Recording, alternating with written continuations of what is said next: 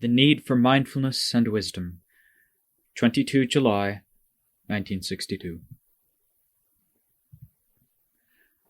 Namo tassa bhagavato arahato samma sambuddhassa. Visankhara gadang jitang dharnhanang kayamatsagati. Dhammapada 154. My citta has attained beyond sankharas. I have attained the end of dharna. We have been ordained in the Buddha Sasana, and whatever race or lineage we come from, we should realize that we have entered that known as the Sakya lineage, which is the lineage of the Kshatriya.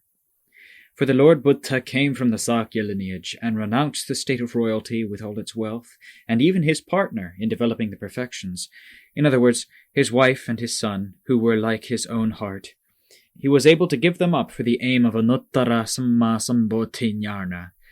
The story of the Lord Buddha, from the time when he first left home until he attained the state of the Buddha, was a story of obstacles and difficulties that he met at every step on the path along which he went, and which he overcame every time.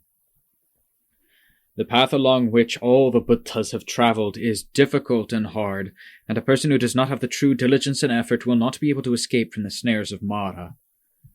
All of us who are followers of the Lord Buddha must examine and see the way which the Lord Buddha went, and we must have a firm intention in our hearts to tread in the footsteps of the Lord.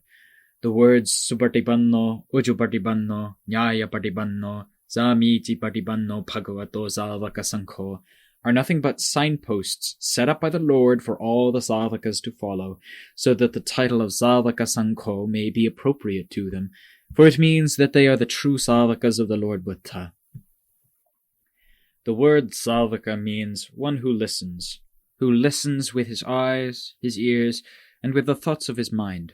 From day to day he is not idle in his thoughts, which search out the reasons for things, so that he may take care of himself and be self-controlled for the purpose of going on to become one who has purity of sila, and who has samadhi in order to attain a state of calm which steadily becomes more and more unshakable, so as to have panya, which searches for knowledge and skill to embellish himself. Apart from this, one cannot call anyone a savaka of the Lord. Now, at this time, all of us here have given up working for our livelihood since we were ordained into the Buddha Sasana. The daily activities of a householder, which lay people must do, have been given up entirely by us in all its respects, and we have no part in the worry and bother of such activities. Instead, the duty of each one of us is to practice to become Supartipanno, one who practices what is good by way of body, speech, and mind. Ujupartipanno, one who is going directly towards enlightenment by way of body, speech, and mind. Nyaya Partipanno, one who aims for enlightenment, which is Nyaya Dhamma that should be known all the time. Samiti Partipanno, one who is always seemly in the way he does things with his body, speech, and mind in all respects. He never gives occasion for being blamed that his ways are at fault in the principles of Dhamma and Vinaya that would cause him to deviate from the state of a Savaka of the Lord. Within these 4 articles of Dhamma are the qualities of all the Savakas who made up their minds to behave and practice what was good. If they had deviated from these 4, even though they had shaved their heads and eyebrows and put on yellow robes, they would not have seemed to be any different from lay people. If one always has sati to guard and look after one's heart so that the changes and fluctuations of it are known, both when it goes in the wrong way and in the right way, it may be said that one is doing the practice of diligent effort. This is what the practice of diligent effort means, whereas standing, walking, sitting, and lying down are merely the normal postures which we must change from time to time.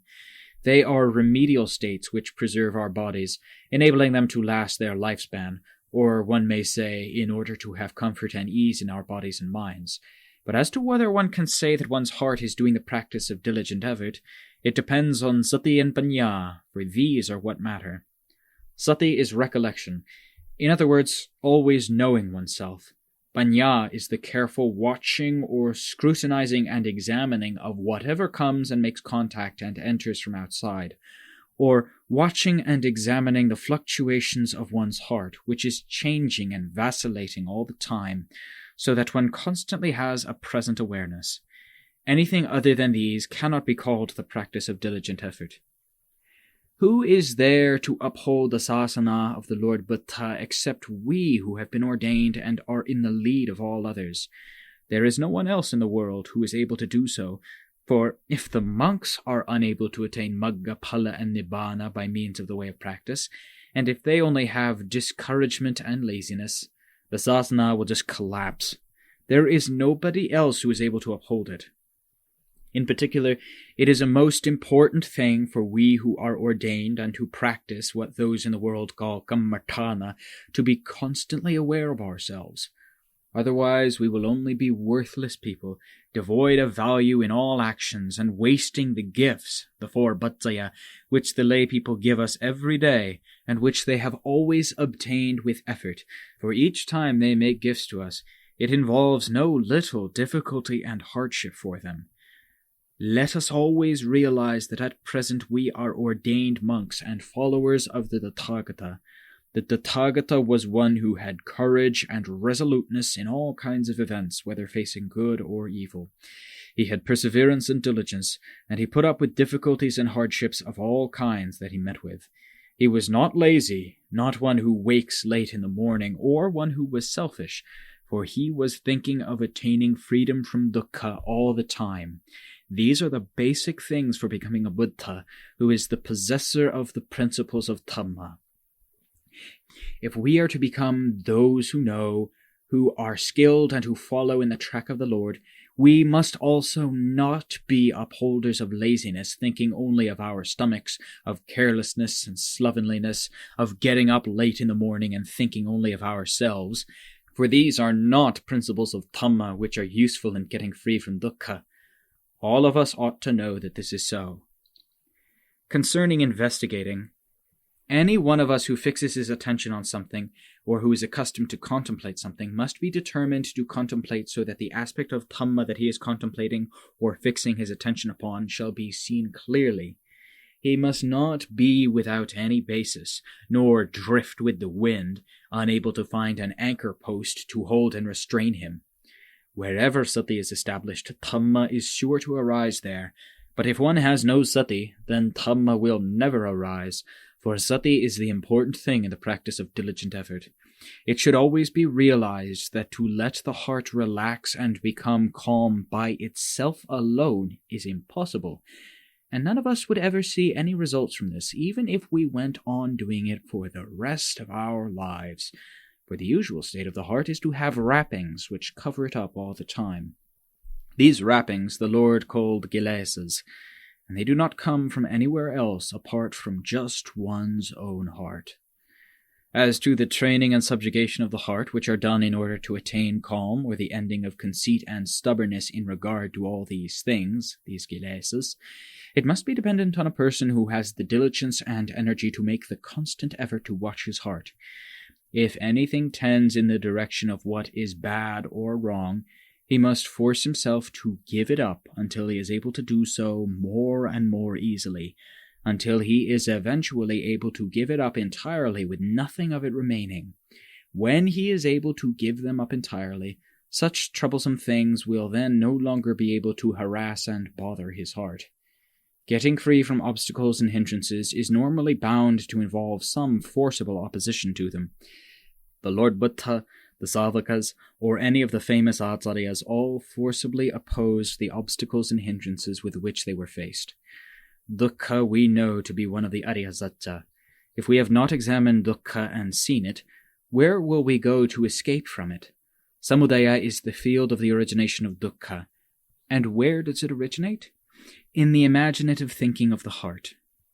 Generally speaking, if one has not had any training, this imaginative thinking of the heart is bound to imagine things which tend in the direction of what is bad or wrong all the time, in that direction which accumulates the kilesas so that they are maintained or increased within the heart. Therefore, the method of fixing the heart, the citta, which is called bhavana, is the way to cure all things which are oppressors weighing down one's heart, so that step by step they are steadily got rid of.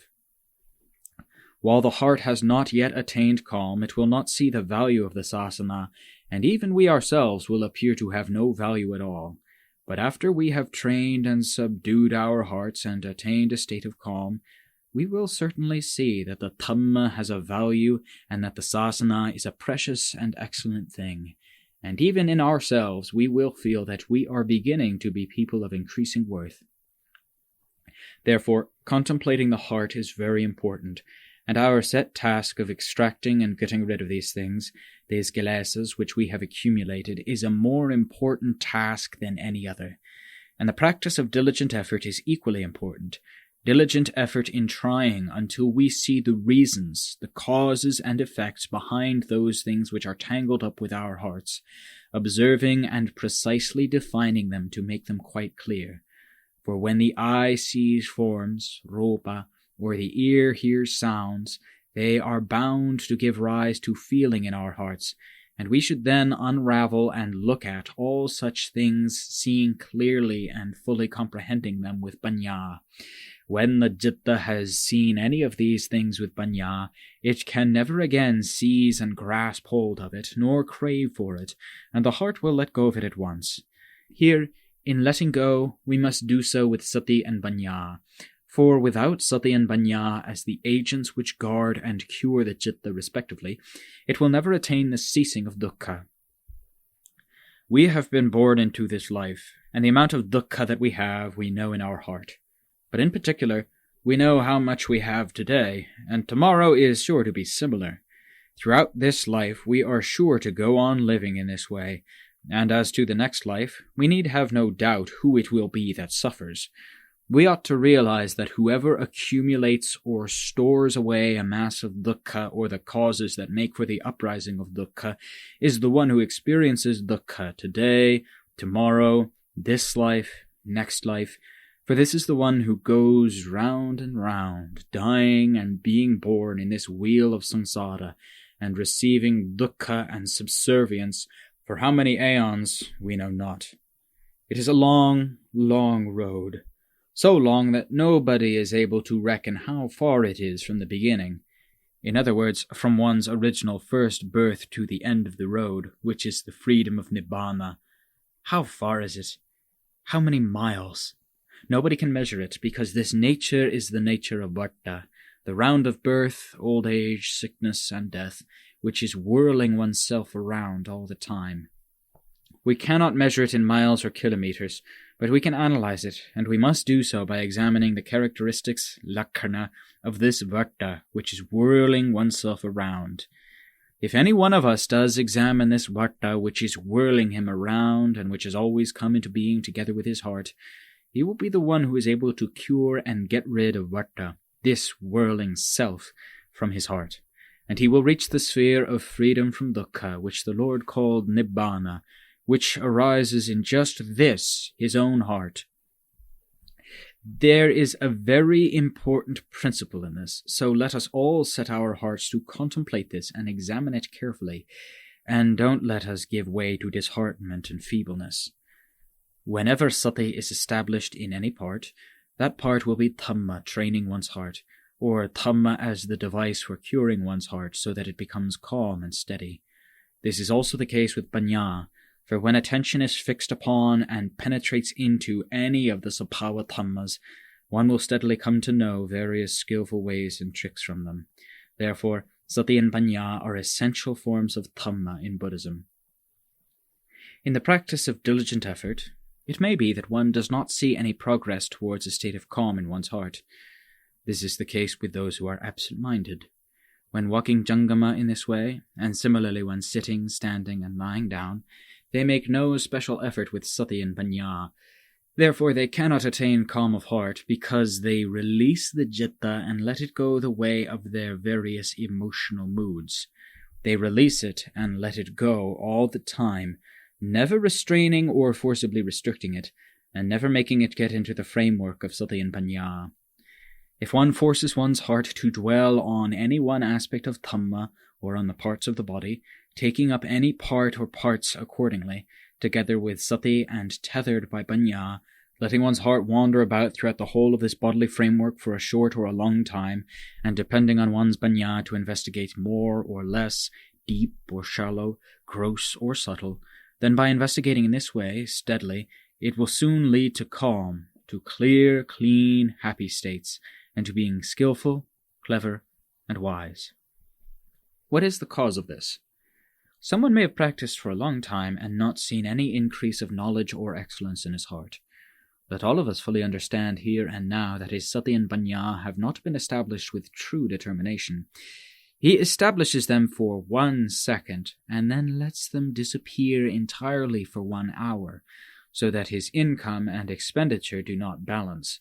Expenditure being more than income, he is bound to go bankrupt, for he mainly lets his heart come under the sway of vata. If he does not guard his heart with sati and panya, so that it goes in the direction of getting free from vata less than in allowing his heart to go the way of vata, his heart will not go towards a state of calm, skillfulness, or cleverness. Let all of us understand this now, otherwise there will be more nonsense in the future.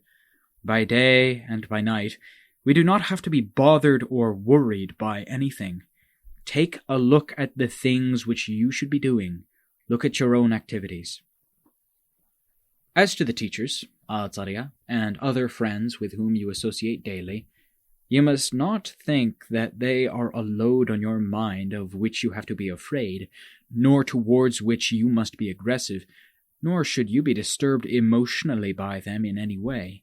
But if you are wrong in any way, the teacher must point it out, always guiding you in the right way and telling you what is wrong.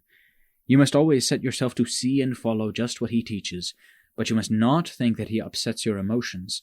Emotions are the most important things, so take a look at the activities of your heart, which is at all times the basis of your emotional state. Otherwise, you will not be able to go towards a state of calm, and you will lose day by day, and the days add up and become months, and the months add up and become many years. Our lives are getting shorter day by day, and the valuable results which we ought to get from the life of virtue are only a little, which is not appropriate for us who are sons of the Tathagata and have come into the circle of the sasana. The principles of truth are there in the body and the citta, and we set up sati and panya to penetrate into the basis of the body and the citta. Why should we not be able to know them? The body and the citta are dhammas which are genuine, or we may say that they are dhammas which have always deserved the attention of sati and panya from old times. The Lord Buddha investigated and examined every part of the body as being entirely dukkha, anicca, and anatta, which was the reason why he was skilled, knowing all things clearly with panya. The body of the Lord Buddha and our own bodies are not fundamentally different from each other. Sati and panya of the Lord Buddha are skillfulness in the same way as with ourselves, and it is only insofar as their breadth and depth are concerned that there is a difference. Why is it that the Lord Buddha was able to bring sati and panya to research within the body and to know clearly and see truly into all the sabhava dhammas? With all of us here, the sabhava dhammas, which means the body and citta, exist here and now, entire and complete. Then why is it that we do not see any results in ourselves?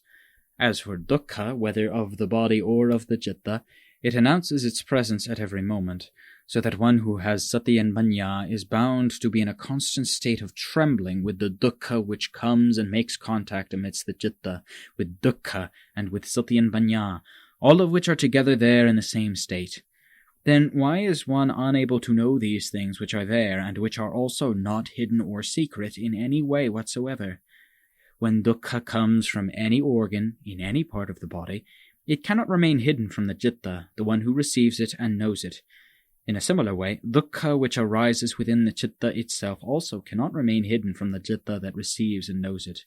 If one has sati ready and waiting to attend to and examine all aspects of this dukkha and to make it clear and plain, and if one meditates with panya to see clearly why this dukkha arose, how it arose, whether this dukkha is oneself or whether oneself has this dukkha, or whether one or another part of this body are dukkha, or whether the whole body is dukkha, or who is the deluded one who goes along with this dukkha, then using panya in this way, how is it that one should not be able to attain the skill and wisdom which comes from one's heart or from one's panya? The reason is just because of drifting of the citta, which is thus not being set up firmly and unshakably. One has a fear of dukkha, and so one is not able to know and understand dukkha clearly, nor can one reach and grasp sukha to be the wealth of one's heart. Dukkha may be much or little. It may come to stay or die away and disappear. But let us understand that dukkha is just dukkha. Knowing these things to be dukkha and investigating and seeing them truly in accordance with the true nature of dukkha, just this is the way of the heart with panya. One practices with diligent effort for how many days, months, or years, and one still sees no results, as though dukkha, which truly exists, went out and hid in a remote cave or abyss, and has not been dwelling within one's own body and citta at all. There are fish in the water, and there is wealth in the earth, but that one does not catch the fish nor get the wealth to make it one's own is due to oneself. As to the wealth in Buddhism, which is based on the wealth of sila, the wealth of samadhi, the wealth of panya, the wealth of vimutti, the wealth of vimutti jnana dassana, these forms of wealth depend upon the practice of each individual, and whether he is able more often to practice strenuously than not strenuously. The results which he should thus receive will differ in accordance with the strength or weakness of the causes which he does and makes. We who have been ordained in Asasana, who are followers of the Tathagata with the full status of what is known as sons of the Sakya, should more than any others be those who possess the wealth of Lokuttara in progressively increasing stages. In the Dhamma which he taught, the Lord said that these stages were Sodapatti Magga, Sodapatti Phala, Sakadagami Magga, Sakadagami Phala, Anagami Magga, Anagami Phala, and Arahatta Magga, Arahatta Phala. And all this wealth is included in the wealth of Vimutti Jnana Dassana, which is the wealth of Nibbana. The wealth in the Sasana dwells in the sphere of the Svakata Dhamma, which the Lord Buddha rightly proclaims, and which is the Niyanika Dhamma, able to lead beings who have the intention to follow the way of the Lord so as to be able to steadily get rid of dukkha. If those who are ordained and who are known as people who practice are still not able to make themselves suited to this Dhamma, then it is hard to know who can become accomplished in the Dhamma of the Lord, because an ordained samana is one who is close to the Lord, both as regards being someone who has little to worry about in the way of affairs and business, and as regards his modes of practice, which are his means for going onward, so that he is able to do and to follow the pattern of the way the Lord went.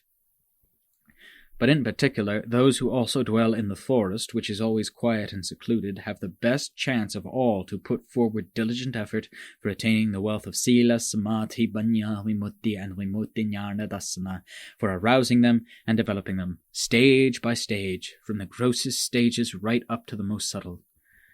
For sila and dhamma of all stages are developed for the state of spotless purity, the degree of which depends on the stage of development, and generally speaking this is likely to depend on living in a quiet place away from the crowds, both of lay people and those who are ordained in the Sangha. We can see this from the Lord Buddha and the way he brought up the Savakas, for it is evident that he saw danger in mixing with people and affairs that give rise to worry, these being enemies of the dhammas of a samana, which is a life of well-being directed in the way of the Dhamma of the Lord and his Savakas. At the same time, the Lord saw the value in quietness, and he spoke very highly of it. And so, in all their activities, the Lord and the Arya Savakas were complete in the practice of diligent effort in quiet places. For Dhamma likes to arise in quiet places. If it is still not quiet, both externally and within one's heart, Dhamma will not arise. But when both these forms of quietness have appeared within a person, Dhamma will also begin to appear within him. In other words, Sila will start to become pure, Samadhi will begin to appear in his heart and develop in the stages of Samadhi, and Panya will begin to rise up and move as soon as Samadhi starts to appear, and it will develop into the stages of Panya step by step, all of which depends only on how the person who is doing the practice hurries after what his heart desires without letting any obstacles whatsoever obstruct him. And this is because he is away from those things which irritate and disturb him, and which make his citta lean towards anxiety and worry from the emotionally disturbing objects which come into contact with him. Summarizing the above, Dhamma likes to arise in quiet places and at quiet times. Even those who uphold Dhamma, such as the Lord Buddha himself, like to live in quiet places all the time, with the exception of those occasions when he went to perform his functions as the Buddha just to favor those who were fit to be taught. Nyaya. When he saw that it was appropriate, he would then make allowances for the benefit of those who were able to receive teaching from the Lord. But once he had finished doing such Buddha work, he stopped immediately and did not carry on and on like ordinary people everywhere. All of us whom people in the world call by the name Gammartana, or those who practice, ought to think somewhat about ourselves and how we are. If we want Buddha, which is purity and skillfulness, to rule over our hearts, we must modify and correct our hearts, our bodies, and our speech, to accord with the way that the Lord led us. Then we will become Savakas who have purity in our hearts. We need not doubt this. But if a liking for the affairs of the obscene Dhamma possesses the heart of anyone, he will think wrongly that Dhamma likes to arise in the middle of the marketplace, at the crossroads, or where there are crowds of people, such as in the music hall, the theatre, the cinema, the radio and television, and that concern with these things will make the world praise him and say that he is the first and best Gammartana monk. This is because he is blind to any other way, and he has no disquietude and fear. For even if they got a lot of bones to hang around his neck as a necklace, he would think of it as though it were a wreath of laurels. This is the obscene Dhamma which likes to arise with thoughts and understanding which are equally obscene. But even if he makes no external display that is loathsome, it still makes enough of a display in his own heart, which is an equally loathsome thing. Please let us all understand this and correct our own actions of body, speech, and heart to accord with the principles of the Dhamma of the Lord, then meditating on the Dhamma of sorrow in birth, old age, pain, and death, endeavor to get rid of the kilesas, tanha, and avidya, which are our enemies. You must not be careless and uninterested in your activities, but you must encourage and train your sati and panya, for these are like a steady sword which must be made capable of fighting against the kilesas, tanha, and asava, which are the enemies that tyrannize and compel your hearts at every moment, so that one day you will be able to dispel and finish with this enemy for good. For anyone who has sati and panya present within him in all his activities at all times will surely become the owner of the best kind of wealth, which is magga, phala, and nibbana in this lifetime. Today, I wish to emphasize once again that in your Dhamma practice, the most important Dhammas of all are sati coupled with panya, and they cannot be dispensed with for even a moment, because sati and panya are the instruments of Dhamma which make for wakefulness and awareness in the practice of diligent effort, so that any moment when an emotionally disturbing object arises in one's heart or comes from external things, sati and panya do their duty with regard to such disturbing objects which associate with oneself. Then, instead of these disturbing objects that touch one's heart being enemies, they can become things of value by virtue of the power of sati and panya to know them, what they are up to, and why. The establishing of sati starts to be necessary from the day that one begins training in bhavana. Whichever parikamma dhamma one uses, such as buddha, one must establish sati to remain in close association with this form of dhamma as though it were truly a matter of life and death. Without wasting any time, the result will then soon appear as a state of calm arising and becoming fully evident. Generally, those who practice and who let time waste away without getting the valuable results in their hearts which they should get, do so because they are careless and lackadaisical, and they do not make haste to take up the full measure of the practice of diligent effort with sati and panya while their age in vassa, rainy seasons, is still small. They let their hearts go out to follow the way of the world until they lack awareness of what they should be doing, and they behave in the manner of people who sell things before they have bought them, which is wrong both in the customary way of doing things in the world and in Dhamma, and before they become aware of it, it's already too late. The right way to do business is to start by buying at the right price. Then one can sell at a higher price sufficient to make a profit, which covers the cost of living and gives capital for future investment. People who prosper act in this kind of way.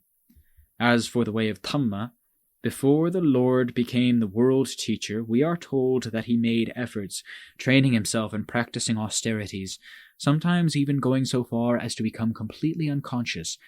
Nobody has ever heard that any of the Sāvakas or anyone else was able to equal the Lord in this, and he went on doing it for 6 years without slackening his efforts, and nobody knew whether the Lord would live or die when he went through such suffering and hardship. Up to the day of his enlightenment, The practice of diligent effort was never done in fits and starts by the Lord. Thus it was that he made gains for himself and became fulfilled first of all, and afterwards he performed the functions of the Lord Buddha. When the Sāvakas had heard the Dhamma from the Lord, they set themselves to the practice of diligent effort, and sought for a quiet place to get rid of the kilesas and asavas from their hearts, without having any worldly ambitions at all. They were people who, at every breath they took, saw dread in birth and death occurring over and over again. This was because of the strong practice of diligent effort that arose from the heart, which saw dread in dukkha, until this dread had become strong enough to support and induce sati and panya to work all the time in the body and citta, in all activities, without slackening. Then they were able to extract and remove the kilesas and asavas from their hearts by means of samuccaya-dapana, overcoming by destroying, and they attained nibbana while still living at that moment. Thus it was that the Sāvakas made gains for themselves and became fulfilled first of all, and afterwards they began to do things to benefit the world in whatever ways were appropriate, and to be a help in easing the Buddha's duty. This is how the Lord Buddha and his Sāvakas did things, not by way of selling before buying, for if he had done things in this way, he could never in truth have been the teacher of the world. Also, if the Sāvakas had not followed the way that the Lord Buddha went, there could not have been any who attained the state of Arahant Sāvaka to call forth the respect and bodha of the world, and to cause the world to believe and rely on the third refuge, Sarana.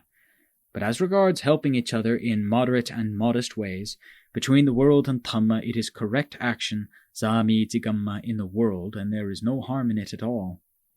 Unless it becomes immoderate and immodest, and both sides forget their duties or the work they should be doing.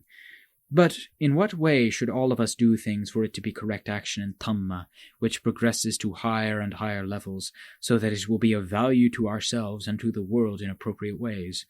To begin with, we must set up a firm determination now, for in a short time it will be too late. If we are going to claim Buddhaṃ Dhammaṃ Saṅghaṃ Saranang Gacchāmi so that it truly reaches our hearts, we should make haste to follow the Lord Buddha by way of practice, and then train our hearts to keep within the framework of sati and panya. Do not give way and let the kilesas and asavas drag your heart away, even against your will and with your full knowledge that they are doing so.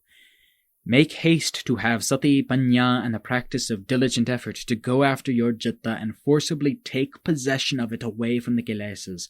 Otherwise all will be lost, and there will be nothing left of one's status as a samana, except only a bald head, and there is nothing unusual in that, for anyone can make themselves bald-headed at any time. Do not let yourselves become careless or overconfident and think that the kilesas are good things, and that their extent is small. The dukkha and torture which is always there pervading beings and sankharas everywhere so that they can hardly bear it, and they're breaking up and dying in masses all over the world, which we are continually seeing right in front of us, is due to the kilesas, which are the origin of it all and which drive everything onward in their direction. You must not think that it comes from any other cause, and therefore you must quickly rouse sati and panya which are asleep so as to wake them up and go after the citta and snatch it away from the kilesas.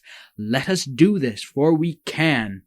Then we shall live, sleep, lie down, be contented and relaxed in whatever ways are appropriate for those who are samanas, which, amongst the various forms of occupation that people have in this world, is the one that is cool, and to which they pay homage and puja every day. It has already been stated that when sati and panya accompany the practice of diligent effort, the citta will be able to attain calm and sukha very soon. When the heart has dropped into a state of calm, it is bound to urge on the practice of diligent effort with sati in that aspect of one's own dhamma, whatever it is that suits one, until one can attain a state of calm every time and on every occasion that one wants. When the citta withdraws, rising up out of the state of calm, one must start to investigate by way of panya, by regarding the parts of the body as being the place for panya to go wandering about in. One may investigate all the parts of the body or particular parts, depending on what suits one's character. Think reflectively and look at the parts of the body in terms of the tilakkhana, taking any or all of them depending on what one finds suitable, but see them clearly by means of panya. Then it will be useful. Sati is very important. It is very good never to let it slip and be forgotten, for it will be the means of promoting both samadhi and panya. Then it will be useful. Someone who practices and who can endeavor constantly to maintain sati will get on rapidly in all stages of Dhamma. Even in every little action, one must make sati to be like an elder brother who looks after one all the time. Then it will be impossible for the citta to gain the upper hand and take charge, because the source of power and merit which will enable one's heart to gain freedom from dukkha in this life is sati. Let us try and make this ordinary sati change and become mahasati, and make ordinary panya change and become mahapanya within our own hearts. When sati is strong enough and one directs panya to investigate, even though one's kilesas are all thick and immovable as a mountain, they can be penetrated without doubt. You should understand that all the parts of the persona, the Gaya, divided into the groups Rupa, Vedana, Sanya, Sankhara, and Vijnana, are like grindstones for sharpening sati and panya. When sati and panya are associated with these parts all the time without letting up, you need not doubt that you will come to have sati and panya which are both sharp and strong. So please, just set up sati and the searching thought of panya to go down into the aforementioned sabhava dhammas. Calm of heart, from the beginning crude stages developing up to the more subtle refined stages, and the skill and wisdom of panya from the lowest up to the highest levels will then become clearly manifest within this same heart. The asavas which have been allowed to accumulate in the heart since a long time ago will then be broken up and demolished without remainder, even as darkness, which has been in a place for ages, is dispelled and disappears immediately when light comes in. So, if you are wearied of birth and death going on endlessly over and over again, you must hurry up and take up the weapons of sati and panya closely attached to the practice of diligent effort. And do not let up. Then you will see in this heart the fundamental cause that leads to becoming and birth, which leads to their turning into graveyards of beings and of yourself, which is most repugnant and most sorrowful. There is no seeing of any faults and wrongs which one has done in the past to equal seeing the faults and wrongs of the citta in which poison is buried. In other words, avidya, the ancestor of birth, always there in oneself since uncountable ages past. Having seen as much as this quite clearly with panya, who would knowingly swallow poison? Nobody.